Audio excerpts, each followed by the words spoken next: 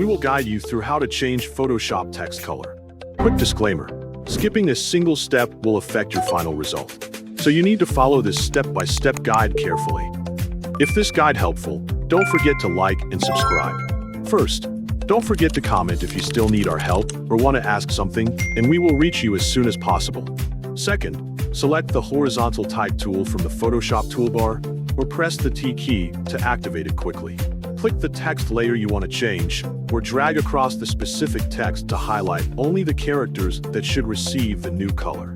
Locate the color swatch in the options bar near the top of the workspace, which displays the color currently assigned to the selected text. The color picker window will open and present several ways to select an exact color. Move the color slider to choose the general hue you want, such as red, blue, green, or another part of the spectrum. Then click or drag within the large color box to adjust the brightness and saturation until the preview shows the desired shade. Alternatively, enter a hexadecimal color code in the appropriate field when you need to match a specific brand or design value.